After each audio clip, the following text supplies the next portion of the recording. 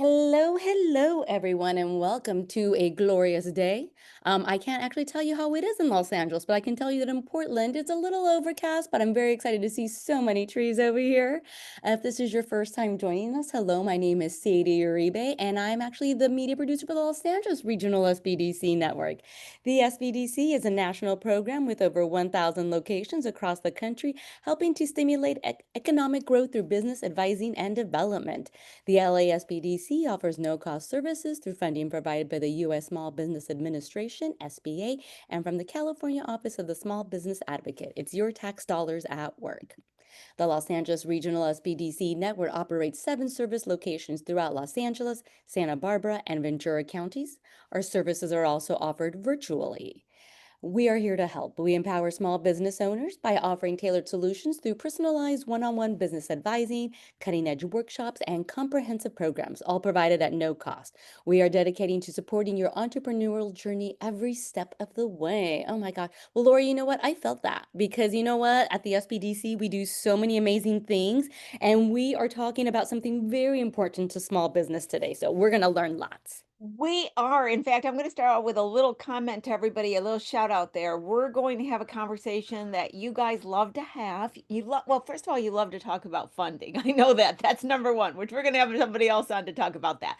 But I haven't had somebody on to talk about good old-fashioned marketing in a long time. And we're going to get into the nuts and bolts of marketing. Now, in that, I know when I have the experts on, you guys do have questions. Do try to get the questions in the Q&A box. So get your little fingers all ready to ask any questions. When you put it in the chat, I do try to check and see if you have anything, but you know, the chat's our party. That's where everybody talks amongst themselves, which I absolutely love. So I kind of miss it sometimes. So if you want me to see a question, put it in the Q&A. And if I don't ask it, you might see I kind of infiltrated it in the discussion. So then keep your ears open. But I do like to have a connection with you guys when I have an expert on, so you feel like you have the ability to ask specific questions.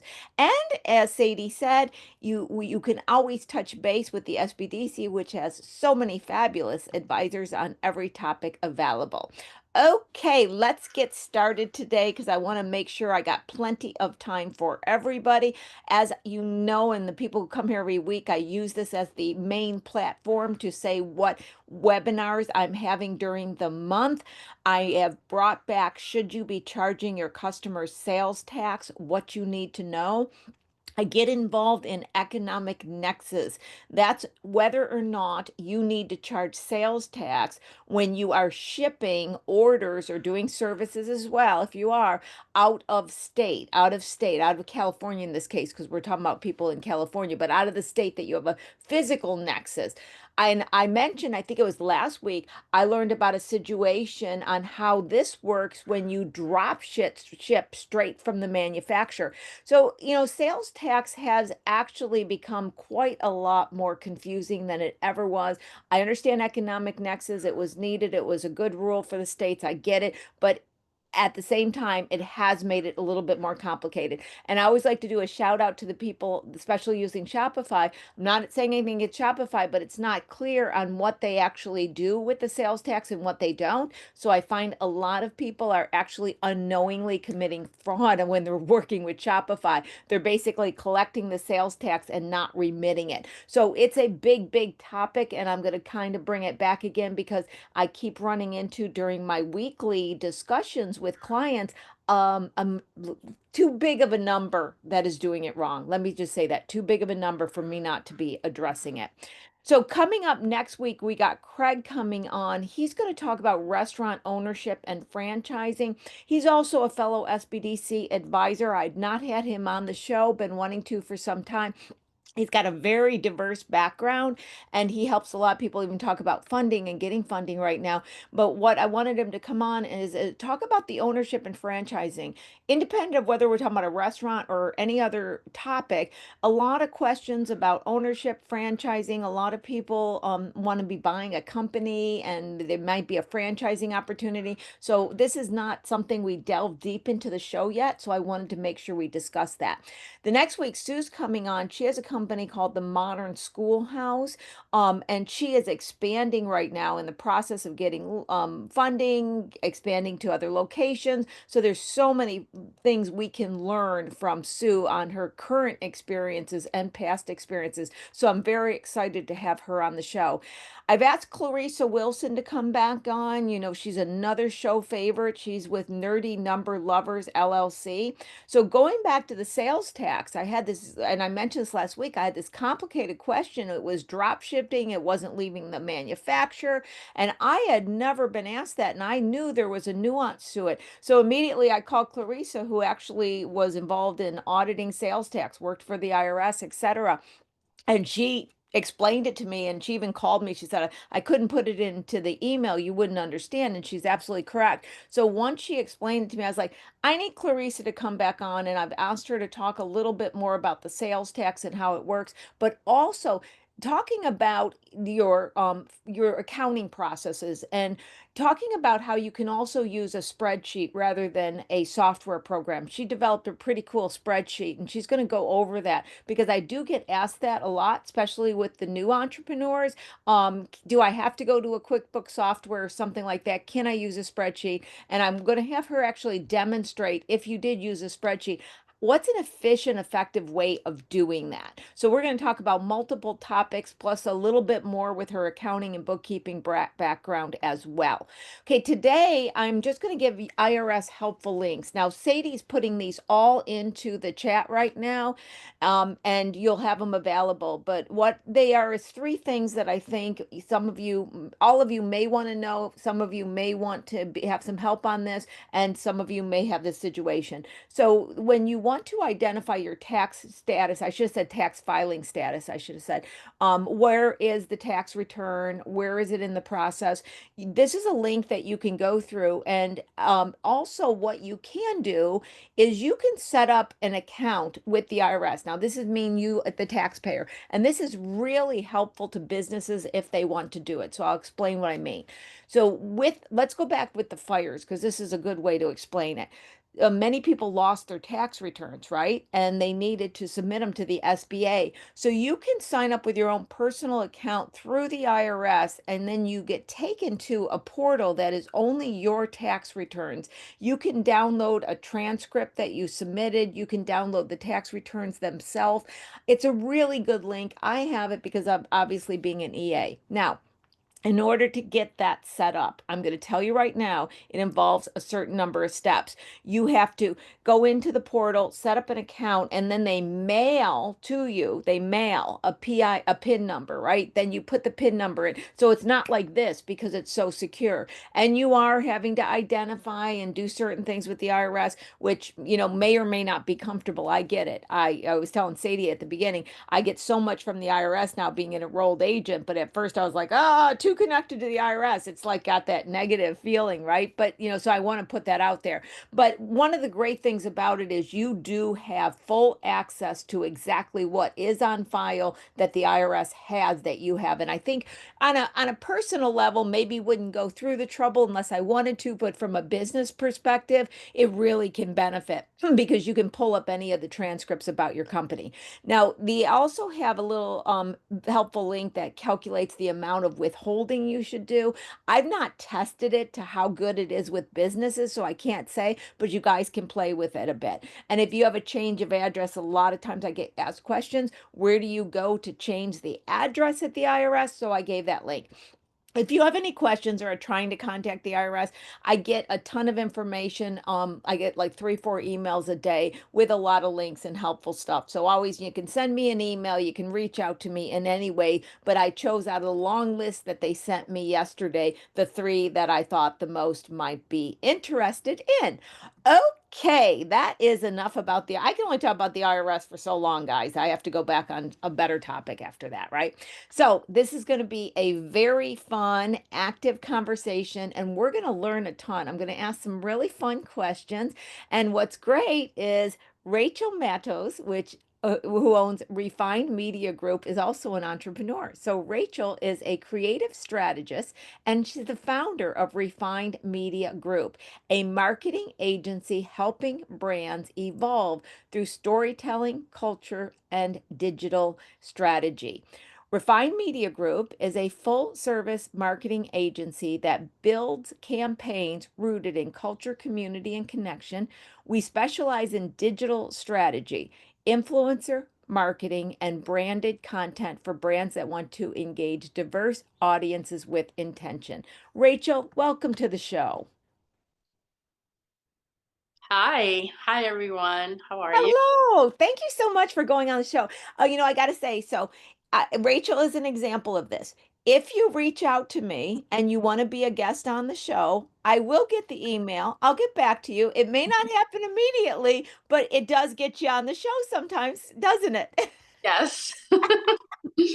And we talked, it was like, I don't know, it was like a year, 2 years ago. And then I reached out, like, hey, just wanted to, get back on your radar. And, sure enough, I heard back from you. So, There you go. See, that's to say to you guys, you want to be a guest on the show, you can be a guest on the show. So, Rachel, I want to say thank you so much for coming on the show. There's a whole lot of things I want to talk about marketing, but before we do, I wanted to kind of get your background and how did you end up where you are today? And, did you start out wanting to be in marketing? And what's so funny, I got to make this mention, those who've been around me a long time know this, and those that haven't are always surprised. My beginnings, my career was sales, right? And I started my company when I was 25. It was a marketing agency when the desktop publishing came into play. So everybody knows about me as the finance tax person, CFO, but I actually started out in marketing. So it's kind of funny. So where did you start out? Where was your thoughts and intentions? was was in marketing. I went to art school and then I studied Oh, art history. And then I worked in the museum field for a long time, in the education department. And I was a lecturer and I'm an exhibited artist. So it wasn't marketing at all. It wasn't until, and this was in New York. So it wasn't until I moved out to Los Angeles and I found the art industry field here to be a little different than New York. It was a little harder to navigate. In New York, I could like go to class and then lecture at the Guggenheim at night, and it was yeah. easier to just get around. So I started a blog. I started an art blog, and this was like in like 2009 or 2008. And the industry at that time was very new. Like people weren't really blogging to Right. make a living.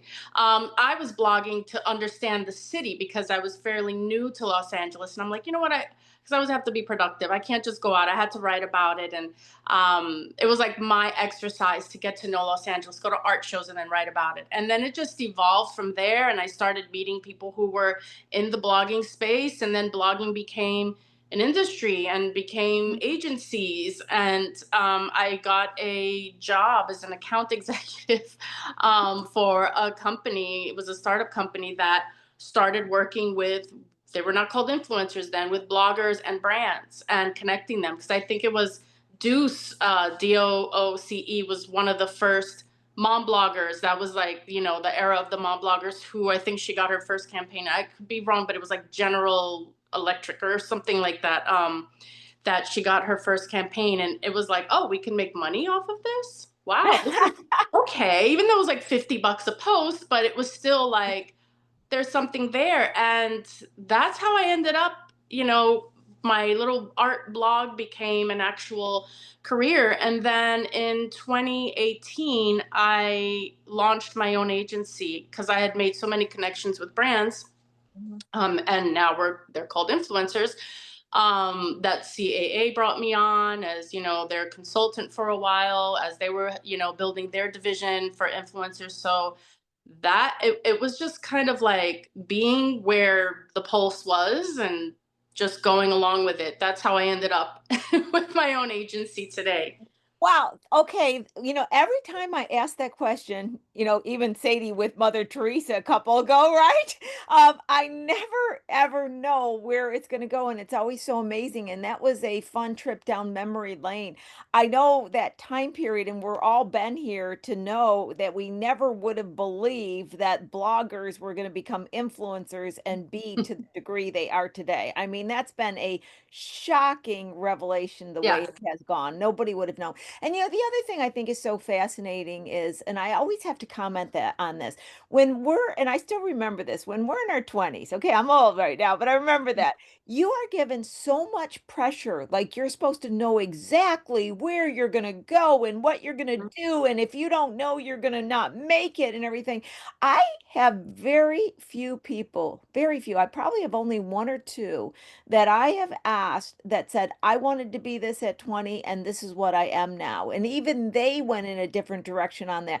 Everybody just kind of ends up at the right place at the right Yeah. time. So that's just a shout out to you. Anybody in the audience that's sitting here with an emotion today, like, I don't have any direction. I don't know where I'm going. I don't know what I'm doing.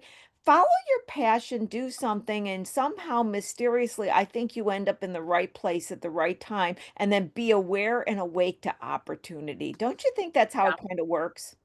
Yes, yes. And even at the time, for anybody who also may be dealing with transition in their life, like me moving across the country Yeah. and, going through, just my own personal journey, that you're thinking like, what am I going to do now? I didn't have the family structure that I had. And then this was happening at the same time. And I'm like, let me just see where this goes. This seems interesting. And I was still able to bring, and to this day, I still am able to bring in my background in the creative field, because marketing is very creative as well. It's not just, spreadsheets Absolutely. and, Yeah. yeah. So, when I do my strategies for clients, I have that background in audience development and what resonates with a community, and I'm able to bring that to the table. And I think that has helped me stay, um, working with brands and having them come back to work with us time and time again, because even if you have something completely different that you did in your past, you're Yep. able to bring a lot of that into your work today. So true, and that's another comment that I always make is that whatever, you get this thing, you go, I wasted my education because now I'm doing this, or Mhm. I wasted. There's no waste. There's none. Whatever, I have 2-year applied associates in science and biology. I looked at research, right? I use that concept of how to look at hypothesis and prove hypothesis when I'm doing finance. I Mhm. always laugh though, I have to say, I try to make sure my creative marketing side doesn't come into the finance, or I could go down the word of fraud. Oh, let me just create some numbers here. So I have to not get too creative in my finance. That's my personal joke on that. So one of the topics that Rachel and I were talking about before we started the show, and it kind of ties into what we were saying. We never thought in a million years a blogger would then become an influencer and all that would evolve. Well, if we fast forward, and you guys in the audience can tell me if you're relating to what I'm saying here. If you're trying to do your own marketing or have a scarce budget, which I know everybody has, and even if you're trying to hire someone, the amount of choices, and I'm just talking technical. Do I spend time on Facebook? Do I do it on Instagram? Do I do a marketing? Do I do it? I mean, it's all over. It used to Mhm. be back when I had my agency, my marketing agency, when I first started, it was when desktop publishing came. Let me see. Do I do a flyer? I can't afford a billboard. I can't afford a TV. Oh, yeah, I do a flyer and a business card. Those were the two choices. It was not as complicated. So, what I see for a lot of small companies is they don't even know where to begin, and they end up just doing a little of this, a little of this. But then I know there's the marketing concept. You have to do a certain number of things to have it start to take effect. Then they get paralysis by analysis. And so I see that, and I don't stay up on marketing at all, but I do know from my earlier marketing days, there is always something that applies to somebody even better. Like maybe, this age group or this type of company or this. So it can at least say, start with these few as a priority. And Rachel, like we were talking, I had people come on the show before and we kind of touched this because we were talking about other things about, well, if you're service based or if you're this, maybe this aligns more. So guys, this is out to you, is that we are going to be, this is what I told Rachel and I, this is our conversation. We're a small company. Rachel's got a new client right now in this show. So Rachel, it's a small company coming to you and saying, I don't have any money. I don't even know if I can hire somebody. I may have to do it on my own. Mm. What do you suggest? And we're going to go through if the company's this or that, and I'm going to let you lead it. But let's first start talking about it that I'm assuming, and you direct me as needed as well, Rachel. But I'm assuming the first thing you have to do is sit down with a piece of paper and come up with some kind of plan before you start doing some action. I'm a strategist, so I'm a big about strategy. So would I be correct if we started with the strategy part Yes. of this Yeah. conversation? Okay, run with it. We don't have any money. We need to market. That's all we know at this point. What should we start thinking or doing? Okay. So, and I just want to preface this by saying that even as an agency too, I have to have those questions on the other side where there are certain companies and brands that we may not be a fit for. So, Right. for example, we focus a lot on lifestyle and content creation, and I like to make just things beautiful and storytelling. That may not necessarily, someone who is looking for more of a B2B approach, there are some people, some businesses that wouldn't be a fit for Right. us, right? Right. Right. So you have to identify, okay, my business there's a big difference between a business that's, creating beautiful cakes and things that lend itself to Instagram and Pinterest, and you want to focus on how beautiful your work is. And then you have other businesses that may be doing roof installations. I mean, how are you going to make that into this lifestyle approach? I mean, you can if like the owner of the company is, wants to talk about maybe his journey and his entrepreneurial story, you can. But, those are the things you need to think about. Like maybe a business like that would be better off doing LinkedIn, a B2B Right. approach with other businesses and having thought leadership in there. Or a Facebook ads approach, where they're really just promoting their company. Whereas you have somebody that designs these beautiful cakes, like they really should, I think, focus a lot more on their creative work and using platforms that lend themselves to that. I like So that topic. Yeah, that is so true because I think over the last, especially 5 years, the entrepreneurs are being led to believe all platforms work with all companies, where it used to be very clear, this is for this is for that, this is for that. So, what does someone first start doing introspection? Like, okay, how does the roofer identify I'm a roofer and yeah, the person that says I'm a beautiful cake, because yeah. you're speaking of that, but there's something they got to go in and say, I service, and I'm assuming you take it from here, Rachel. They're looking at their customers, what their Mhm. customers want to hear. Let's talk about reversing and looking at our customers to help us start to determine where and what to do as well. Well, then I know, like, you have these marketing um, the gurus, as they call them online, and they, like Gary V's, like, you got to be everywhere and do all the things. And Right, right. uh, I don't like I, that. I don't like that. Yeah. okay, I understand that approach, but if you are trying to DIY your marketing, you're That's what going I to be mean. all over the place, and you're going to do, I don't, what's, I mean, you're just not going to give it your 100%, let's just say.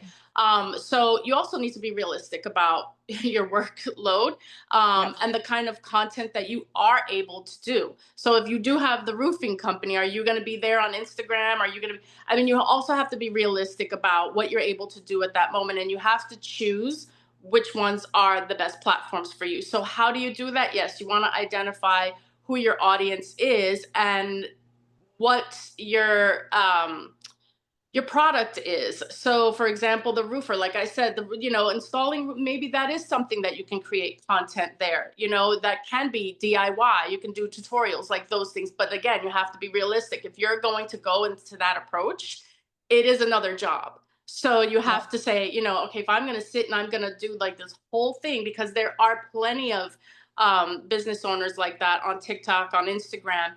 But you have to commit to it and say, this is exactly what I'm going to do, and be realistic about the hours that it's going to take. If you're unable to do that, don't feel bad about it. Start smaller, start with LinkedIn, and then start building up from there. I do see that a lot of small business owners pressure themselves to Yes. be everywhere, and then they're not doing it correctly, and then they get frustrated because they're not getting anywhere. And it's like, if you're going to be creating content for TikTok and Instagram, there is a consistency that has to take place. You have to identify who is it that you're talking to. It may not be the customer base that you're getting right now. Maybe you want to expand, and start making money from social media. It just, I know it's a lot of questions that you do have to ask yourself, and I know that not all small businesses are thinking about all of those little tiny things. But that's why I say start off smaller. If you do have the roofing company and you're not actively on LinkedIn, I would say to really start looking into LinkedIn and develop a B2B community. Facebook might be another option. It's just, again, the whole consistency thing, that you have to really be aware of. If you're going to do it, you have to just do it. If you do I it, think it's that, like yeah. going to the gym, Yeah. you know? Yeah, it is, and I think there's a couple key points. I'm gonna label this, I got a new term. It's the practical DIY marketer. You Yeah. have to be practical because, have you ever, and I'm sure people have done this more than just me, but you see somebody that's done something, a post, whatever, doesn't matter. And then you look at the date and you see they haven't posted in a long time. Right. I get nervous about the company because I feel Mhm. like they're scattered. They're just doing a few things. I Right. would rather see one thing consistent than see a bunch all over the place. And I do agree with what you said. You mentioned the name. I don't know the name, but so many people are being told you got to be everywhere. Excellent advice for large companies or good sized companies with budgets. Not a good approach for small, practical DIYers. Mhm. Yeah. So yeah, and if you have a nail salon, yes, I mean you should be, or a hair salon, you should be taking photographs and doing short videos. I think, those companies do really well on Instagram, and they can build your customer base when you're being very consistent. Oftentimes they don't need to be perfect. You're just really showing all of the different creative things that you're able to do consistently.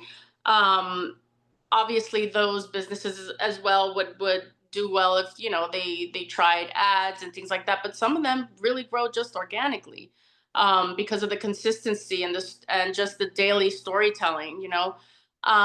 So that's yes, you do have to identify how is it that people are looking at businesses like yours.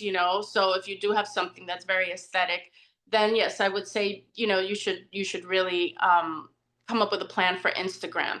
I have somebody that is a personal brand. They're trying to build like an online magazine, and she wanted to be on Pinterest because it's visual. Pinterest is very different from Instagram. Pinterest is a search engine. So Pinterest is going to require, getting on Canva and creating graphics. Like if that's not your thing, you need to also say, okay, I'm not going to do that right now. Or do I have time to sit down and learn Canva? Do I have time to sit down and learn CapCut so that I can do reels? I just also don't like to see how frazzled it makes small business owners to feel like they have to be everywhere. I would say to just focus on one or two platforms in the beginning and really nail those down. And then you can see where else you can grow, unless, you're able to hire someone to do it. No, I know that emotion of being frazzled because I do my own technical stuff as well, in what I'm doing. And I'll sit there and I'll say something like, well, you know what, I'm gonna do this new vet. Oh, now I gotta learn this. Oh, now I gotta learn this. I gotta do this. And then I'm like paralyzed going, and then I have to back up and go, okay, what is the least that I can do to get something out there? It's so easy with Mhm. all the different choices before you know it, you're going down every brand new software and reading online which software. So I respect that frazzle. I got so many questions on what you just said. So here's one area I want to talk about and get your opinion on this. It has to do, I'll tell you the subject and then I'll tell you where I'm going. It has to do with local when you're a local business. So when we years ago again, I think there were some things, to be honest, when we have gone into the digital age, which I love it. I'm not a Luddite, but I think we lost some basic concepts that we can go back and look at. And one of them to me was the benefit of owning your local market first. For a small company, not only do they not have the marketing budget, but a lot of them don't have the operations to suddenly be shipping things all over the Yeah. place. But they get this belief, and then they go into social media platforms that create them to be more, I'm going to say national, I don't care what words I use, but outside their local area. When you have two types of businesses, you have one that are very local, like a salon, you have to physically go to the salon. So you Mm. got to make sure your marketing communicates on a local level. And the other one that's just getting started and really would be best to concentrate their marketing in a local area, get some footing, and then expand. So how does one use internet platforms that are everywhere to still maintain somehow growing a local audience?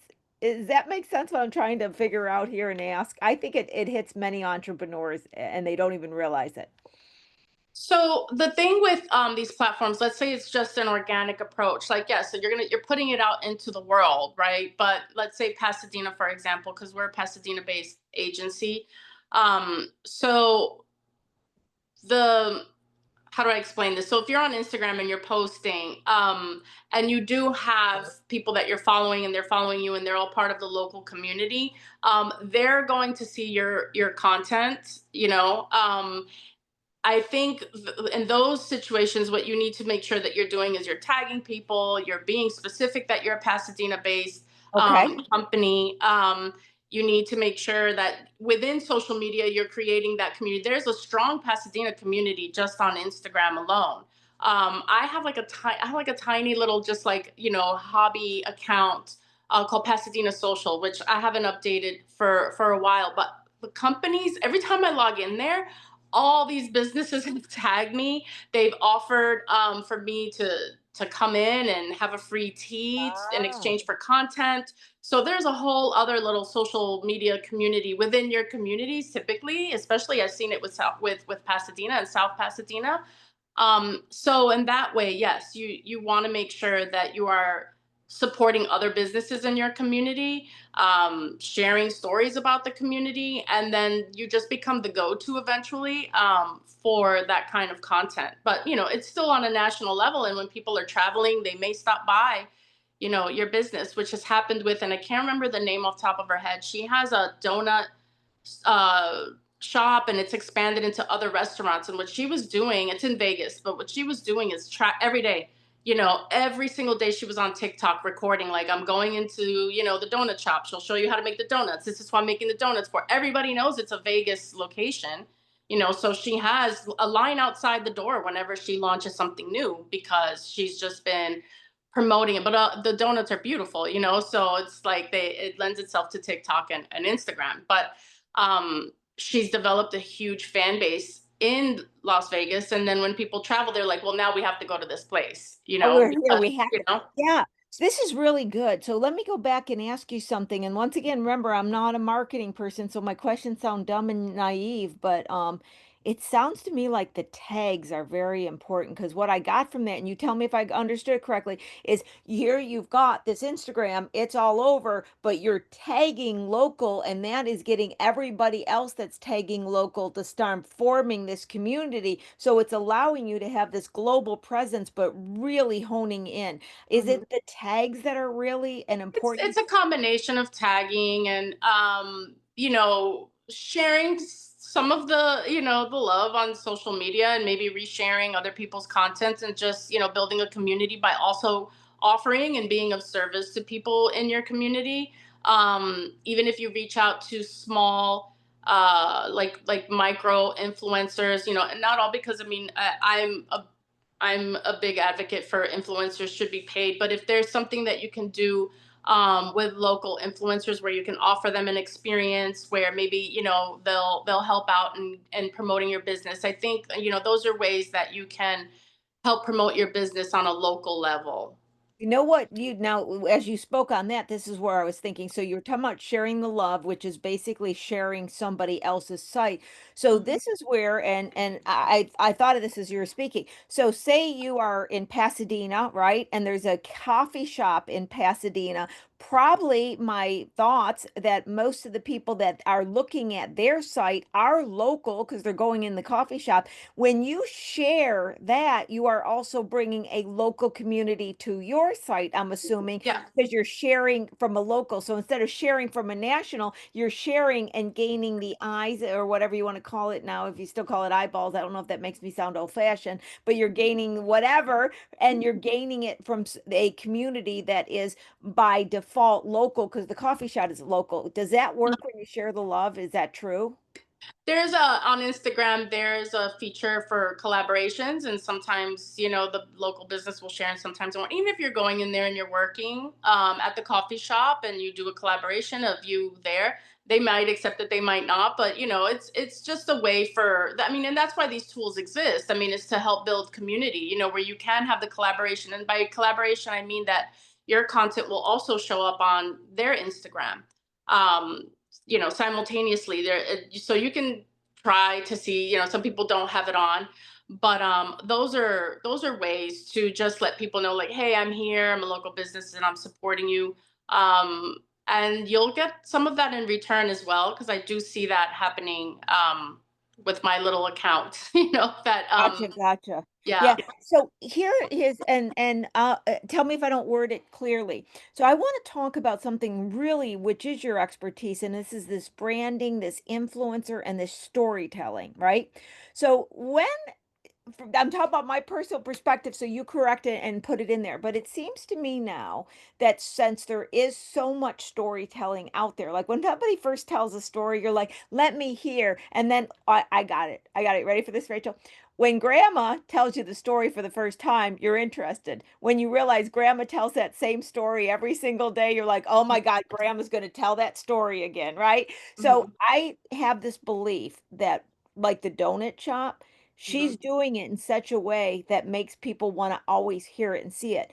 I see other people doing a storytelling and it's like, oh my God, you're boring me to friggin' tears, right? Mm, So there has got to be some, can I just call it a secret sauce in the mhm. storytelling part too? Is there anything that you can tell our audience to do or not do or whatever when they're trying to create the pictures, the story that build excitement and not make people bored to tears? So the difference between grandma telling you the same story, but grandma, see, the key thing there is that grandma's, there's a familiarity to grandma. So even if you're like, there's that comfort in having that same story also being told to you all the time, and you'll miss that when grandma's not around. So just as humans, when we watch television, how many times have we watched the same show? How many times have we heard the same song? So it's pretty similar with social media, where it's like, when you see that creator on your For You page, or on your feed, that's what they're going to give you. And it's a comfortable feeling for a lot of people that are consuming that type of content. So if you're a mom and you have 100 things going on at the same time, if you have that mom that pops up on your feed every day, and it's just the same, and it's like her same narrative, it's a comfortable thing, and you follow that story. It's like same thing with your friend.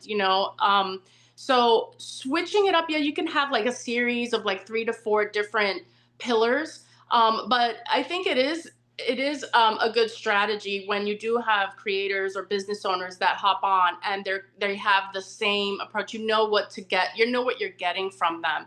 Um, and then consumers just start to feel that connection with you, because I mean, how many exciting things are we going to come up with every day in our lives? I mean, we have specific things. We have like our family, we have our work, or wellness.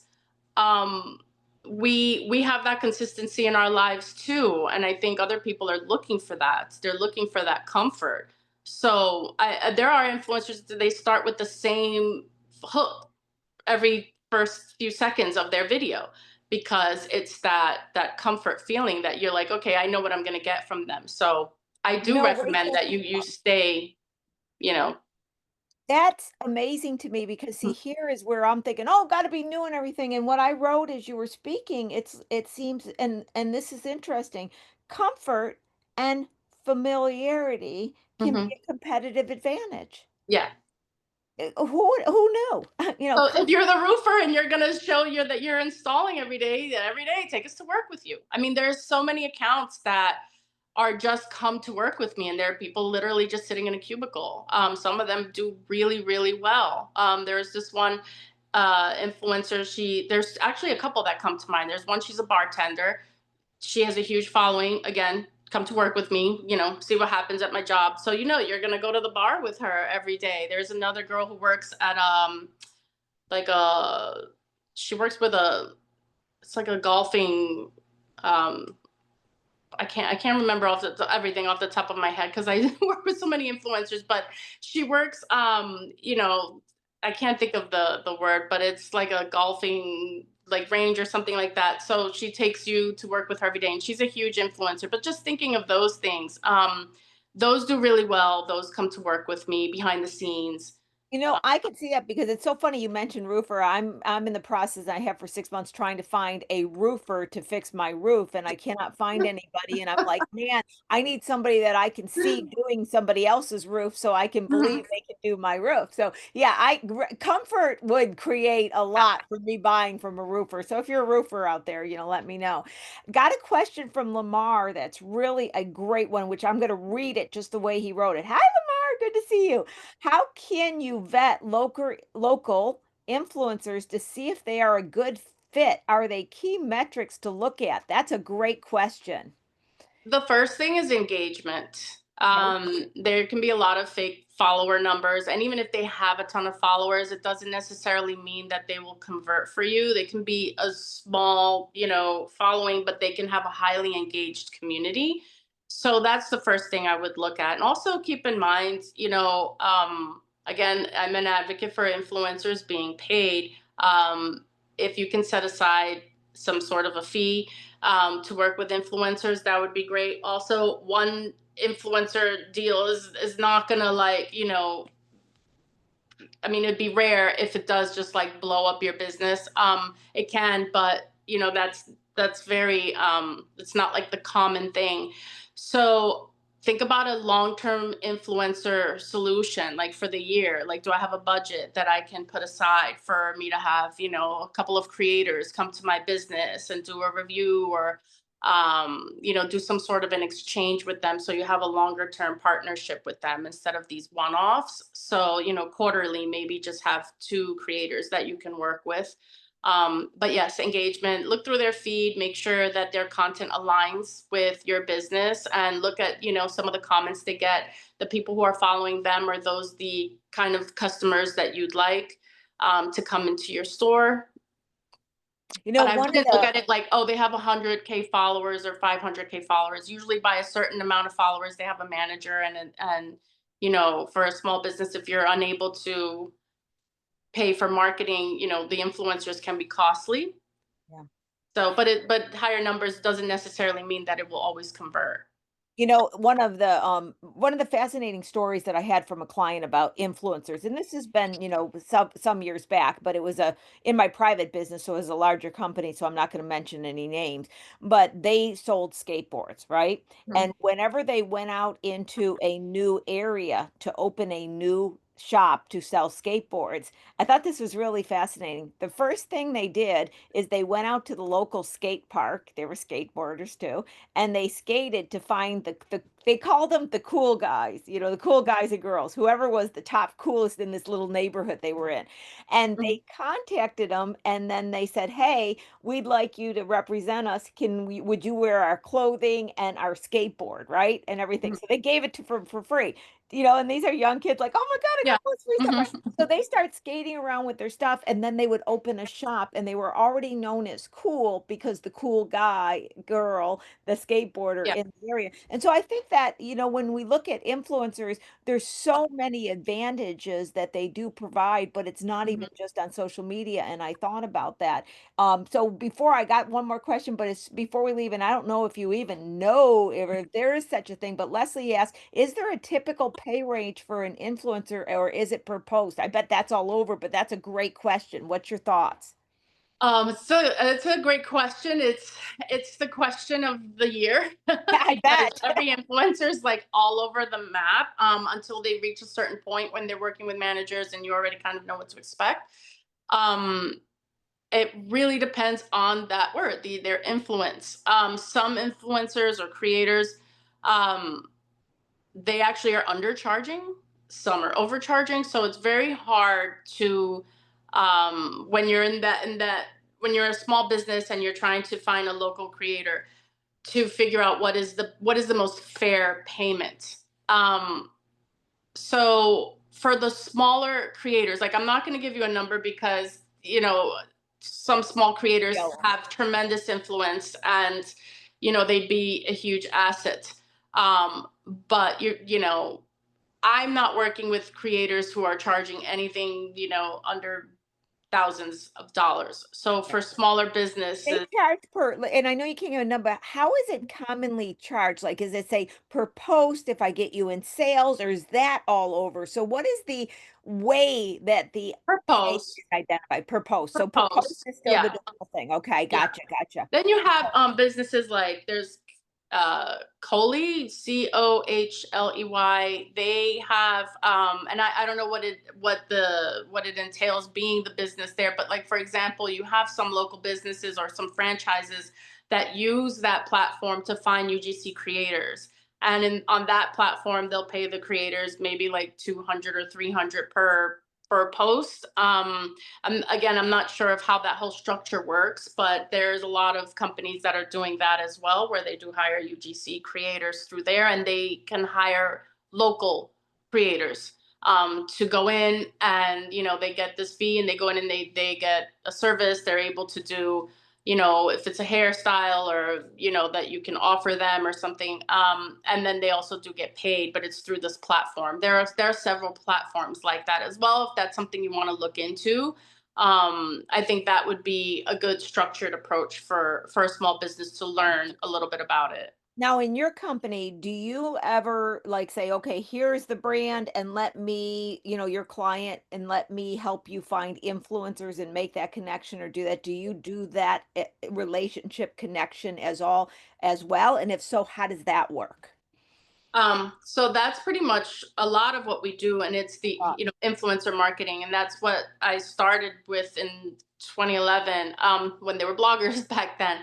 So what I do is, so at this point, because the brands pretty much have like their hub of agencies that they'll typically go to, or the relationships we've made. So, for example, we'll get something like an RFP from a brand and we'll submit a pitch, but a lot of it has to do with influencers, but now since influencer marketing has become just the norm, they are also looking for other things besides that, but in there I typically do include that, and I will add sample influencers that we can work with and how they will align with the brand's story, so we create that whole strategy and approach. And then if we land the campaign, then we are overseeing the whole relationship between the brand and the influencers and the deliverables and the Gotcha. contracts, and yeah. Gotcha. Gotcha.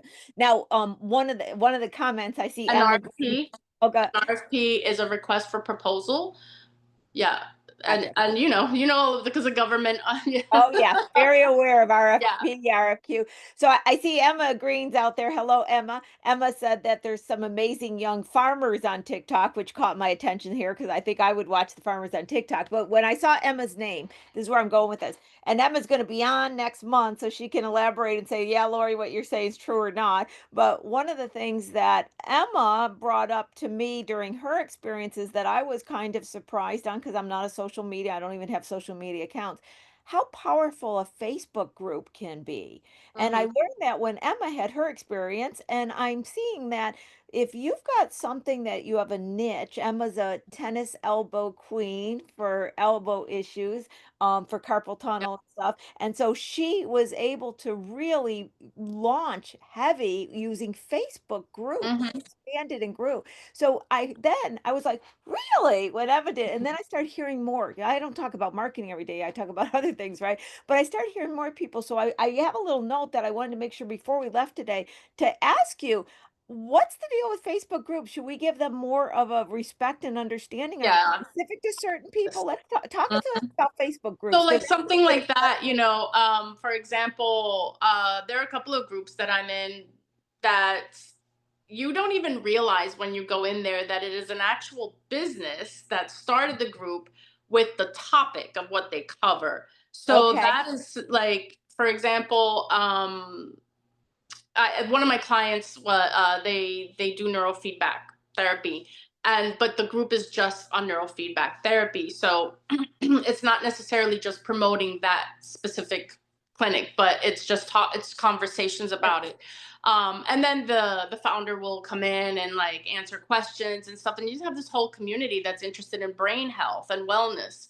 So the topic is a little bit broader, but it is that business that's running that account. So I do think that there's a lot, tremendous value in doing Facebook groups, but you have to moderate them or find somebody who's going to do that. But and also think of your business as what is the conversation we want to have around the business, and not always you're selling in that way. You're not selling like, come to my business, we'll offer you this deal. Like, this is it's supposed to be like a safe space where people can have this conversation, and the founder can go in and you know answer and here and there maybe promote something that they're doing.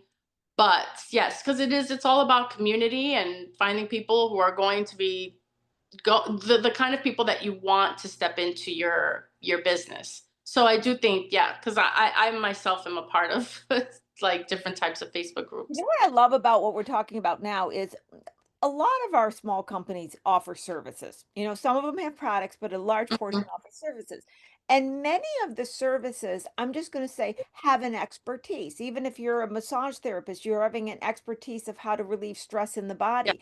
And there is a heightened desire, in my personal opinion, from society at large to learn more about things like nutrition and health Mhm. and biofeedback and in a lot of different aspects. So I can see easily as you were speaking where many of the small businesses could start a Facebook group that talks about the topic at large, brings Mhm. the interested Yes. topic, just Mhm. exactly like you're saying. And Mhm. that's a very low cost. And you know what else I was thinking on the side, Rachel, is what do small businesses that have a certain expertise or specialty love to talk about? That subject. So it Yeah. doesn't become as much of a chore to be the moderator of the Right. Facebook. It's almost, oh my God, I get to talk about like you Yeah. can see a Facebook group talking about finance and the fact you need to know your numbers. I'd probably be on it all day, wouldn't I, guys? What you can imagine the quotes I would make. I know in the chat right now But we're let gonna me ask you though, would you prefer,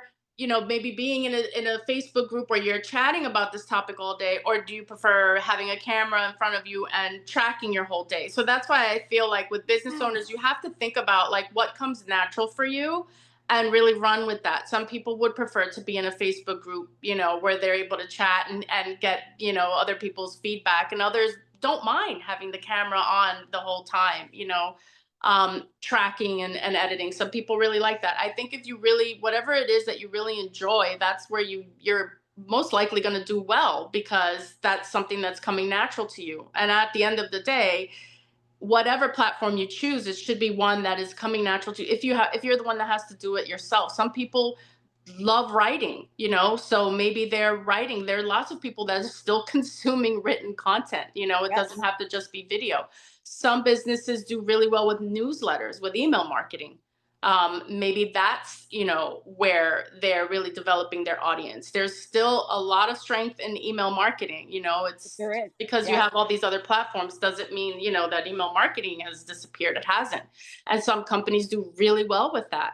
So if you have to do that yourself, and if you're not somebody that's going to sit on Canva and be pinning all day, and that's not your thing, I think you have to find the place that's most comfortable for you. Okay, I absolutely love what you just said, and I think there's a beautiful gem, and it goes through several comments we talked about. So we talked about the fact that the DIYer is all over the place. We talked about their frustration. We talked about how they get frazzled. And what you're saying, and it makes so much sense. Look at yourself personally and find out what you love to do. Do you like playing with the video? Do you like playing with Canva? Do you like talking? Do you like writing? And then find the platform that allows you to explore that creative part of you. And I love that from so many different ways because I believe spiritually we're all creative and we get where we don't be creative enough, and creativity and being creative brings us joy and happy, and I think that's a good thing, right? So as even me as finance, I love to be creative. I got to be creative. So if you sit there and not be so concerned about what the experts are telling you, what platform you need to be, and force and do a Gumby and twist yourself into being that, but just say, I love making videos. I'm going to make videos. I love writing. I love talking. And what is the platform that I can do that on? And you start with there. I think that is the most beautiful Mhm. place to start. Thank you for That's that. where you start. Yeah. Because I mean, then what happens? You go on social media and you haven't posted in 5 months. And that then someone like you goes on their platform and you're like, I haven't heard from these guys. They haven't posted anything. Like, what's going on with them? You've completely disappeared. And that's not a good thing to do either. So Right. you do just need to commit and dedicate to what you're able to do, and make sure that you stick with that, because and it's great that you pointed that out because it's so true. When you do go on a platform and you see that they haven't posted in a while, you just wonder, like, you know they kind of just go off Are the they radar. still in business or what Yeah. have you? You really start asking that. So with that, do you have any advice to the DIY, the practical DIY marketer, as far as how they should keep track of their activities? Is there a app that they can check that's going to alert them that they hadn't posted?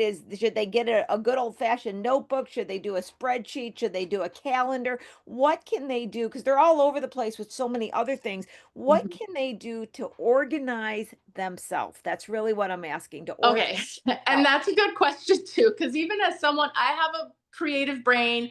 A lot of my work is technical. I can't stand spreadsheets, but my job requires a ton of spreadsheet work. So, but for me, I have to write everything down. So I have to set up like what my month is going to look like, what is possible, what am I doing this month that I'm able to get content from. And also as a business owner too, I struggle with finding the time to put content out there, and I know that if I put content out there, it would really help my agency as well. So I completely understand the difficulties of having to do some of that stuff. Right now my team is helping out with some of that, but if you don't have that and you have to do it yourself, you should write down what's your month looking like. What are the three pillars that I can cover, in my business? So if it's a nail salon, do I want to cover myself as an entrepreneur? Okay, I'll cover myself as an entrepreneur. I will also, do the visuals of the nails, and then maybe the community. So maybe those are my three pillars. And then plan that out for the rest of the month and say, okay, these are the pieces I want to show. Do it in bulk. So if you're going to do video, make sure that you're setting your days. These are my shoot days. These are my days to do my captions, and these are my days maybe if you have to do your own editing. And then, this is the day I'm going to sit down. Get yourself like a platform that you can schedule your posts. Some people like to do it manually. These are all preference things where, think of the things that you are able to do and not what everybody's telling you to do. Right, right. I like to schedule things out for the whole month for my clients. We do everything in bulk. Some people prefer like a more manual daily approach. Not everybody can do that. I think Mhm. you see like, okay, can I possibly shoot videos on Saturday? Okay, can I do my writing on Sunday? Can I block 4 hours of time to do this? I think that's how you should treat it at first, as far as organizing yourself. um, Google Calendar, some people have their whole thing set up there, and for me, I only set it up to know where I'm supposed to be. I can't. Right, But right, other right. than that, it just doesn't work for me. I use Notion, for my personal stuff. Ocean. It's Okay. called Notion. And then for my agency, we use Motion. It's a different app, Okay. which is a project management system. Okay. But there are tons of platforms that, some people do. There's Asana, there's Monday. It really depends on how you work and how you organize yourself. And then some people just use regular pen and paper, Yeah, and yeah. that works for them. Pen and paper's not dead either. It's not. I remember when I was younger, it was gonna be paper was gonna be No, gone. look at this. Like, Uh, no, and what am this I is writing my notes on to look, talk to you? this Yeah, is my stack. yeah. I love these books because I can put my ideas. I'm a big fan of it. I am too. I am too. Yes, Tara, keep it simple. The KISS strategy Yeah, still remains. right. Well, Rachel, I cannot believe we're out of time. This has been a fascinating question, and you guys in the audience, let me know in the chat or the Q&A, what do you think? I feel like what I really loved about this is I feel like we had a conversation that isn't usually had. There's always, well, do this and do. I mean, we had the behind the scenes, we had the laying out the platform, and we took it from a given, there's no time and no money, how to make it work. Your long-term experience and your expertise on these larger platforms and being able to come and apply it right now and especially help understand our small businesses has been just phenomenal. Look at you got I got to have you look at the chat for a second, Rachel. Just peek at it. Yeah, someone That- asked if paper or digital, which one, or use both. I use both. I do too. I I use use both as both. well. So we got just like 1 minute. We're a little bit over, but I want to go over any last final words. And yes, we'll have Rachel back, guys. And I'm going to talk about something right before I end here. But Rachel, any last words or wisdom advice you'd like to leave with the audience? That's with anything having to do with marketing on social media. First, it's your mindset and organizing how you want to approach things. Yes, learn all of the other things about the platforms. That's fine, but don't stay stuck there. Um, it really boils down to what you're able to do, and what you feel you can stick with, and then start there. Don't be pressured by everything you see online. It's very easy. So that's what I would say now. Because a business owner, I know you guys are working super hard, long hours, and like now you have to be your own marketer. So just start with the platform that feels most comfortable to you, and then make sure to just stick with it though, because the consistency is going to matter. Yep, beautiful, beautiful. And Rachel, thank you again for reaching out to me to be a guest on the show and having patience with me until I got back with you. It's been great. And before I bring Sadie back, I just want to, I've mentioned this a little bit, probably around July. I'm not keeping to an actual date yet, but we're starting. Small Biz Talk is here. It's not going away. But I mentioned to people I'm creating another series, whether it's once a month or not. It's going to be called Ask an Expert. And this is where we're going to have experts come on and we're just going to really delve into the details on it, keeping Small Biz Talk as the storytelling. But we're going to have a Ask an Expert where every month we come up with a topic and we really delve into it just like you experienced today. And I can tell from the audience response, you love it when I have the experts come on. So I decided I was going to expand upon that. So Sadie, I'm going to bring you back on. We learned a lot now, but Sadie, this is your area as well. So how was your This is my experience jam today? over here. But I mean, I personally love just how excited and passionate everyone is. I mean, the questions were going off, the chat was going off, but I mean, I think we sparked a lot of imagination today. I think we did too. And I think that's wonderful. So, what's going to happen? As always, Sadie stays behind. She makes sure she keeps the chat open. You can grab Rachel's information so you can contact Rachel. Please do if you have any conversations or questions for her. And I want to thank all the frequent flyers that are here every single week. It's so good to see the common names. If you're brand new, welcome. Please come join us again next week for Small Biz Talk with your host, Lori Williams. Thank you again, Rachel. I will Thank see everybody next week. Bye. Bye.